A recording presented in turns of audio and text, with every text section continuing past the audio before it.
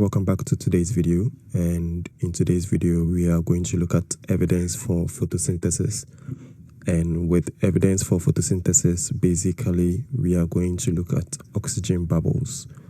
So in my previous video we looked at one of the evidence of photosynthesis, and that was test for starch. So if you've not watched that video, I'll link it up at the top right corner of this video or in the description section below, so have a look at that as well. So with photosynthesis, just as we saw previously, or if you have no idea about it, it's basically plants making their own food, and they use three things, or basically they depend on three things. That is carbon dioxide, so carbon dioxide,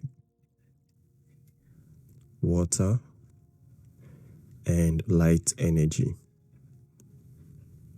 So once they have these three things available, they basically make their own food out of this. So carbon dioxide plus water gives us glucose plus oxygen. Now, always, basically the main product is that of glucose, and that is what the plant is basically looking out for all the time. So the oxygen bubbles is the byproduct. But the fact that this is the byproduct doesn't mean that the plant doesn't use the oxygen. All right, so the plant basically uses some of the oxygen, so some of the oxygen for respiration, all right, aerobic respiration.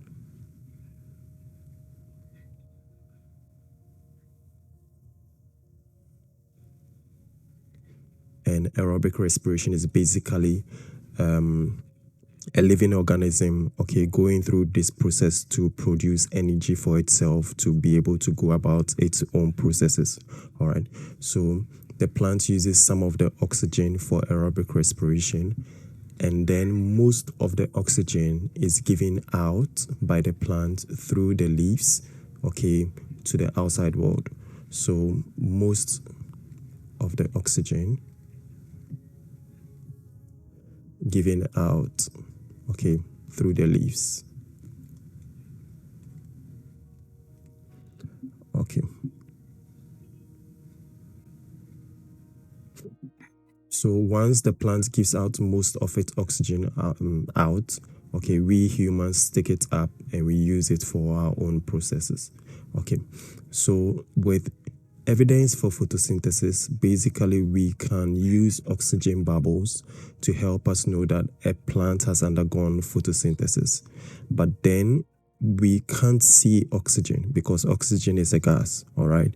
So one of the things that we basically do for us to know that a plant has undergone photosynthesis through this process is by either taking a leaf or a stem, okay, a part of it, all right, then we put it in water, and then we apply some form of light to it. So over here we are using artificial light.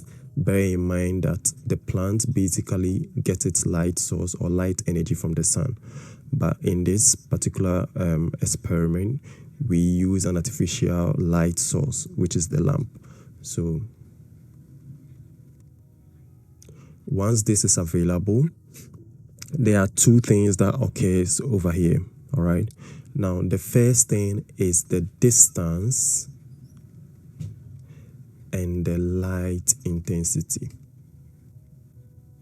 So let's look at these two things. Now, when the distance of the light source, okay, is far away from the plant, okay, in the water, basically the number of oxygen bubbles is going to be less. So the number of oxygen bubbles is going to be less, all right?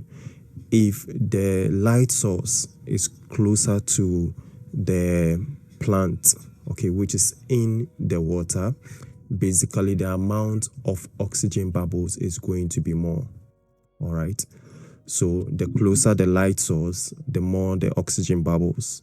The further away from the light source, okay, or the further the light source is to the plant, the lesser the amount of oxygen bubbles.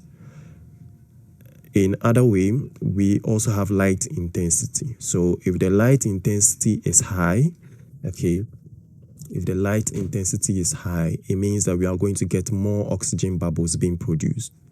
But if the light intensity is very low, it means that we are going to get less amount of oxygen bubbles produced.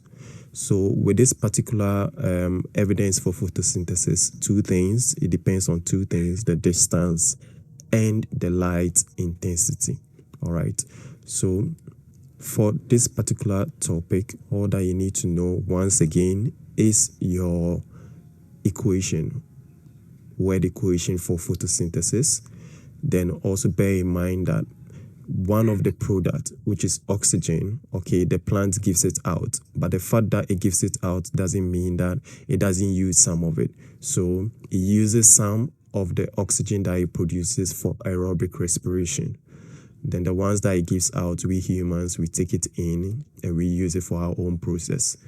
Then if we want to get an evidence that, okay, a plant has undergone photosynthesis, we pass it through this process using an artificial light source and a leaf from a plant or even a stem from a plant. Then we apply the light source to it. If the light source is further away from the leaf in the water, basically we are going to get less amount of oxygen produced.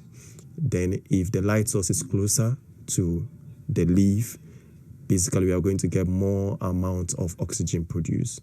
If the light intensity is also very low, it means that we are going to get less amount of oxygen produced.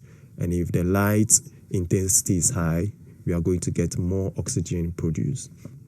So that's just a recap of this topic. Questions are going to come up just as usual. So try your hands on these questions. When it comes up, just pause it and answer it on your own. Afterwards, just unpause the video and the answer to that question is going to come up. So try your hands on the questions that are going to come up, and I'm going to see you in the next video. Thank you.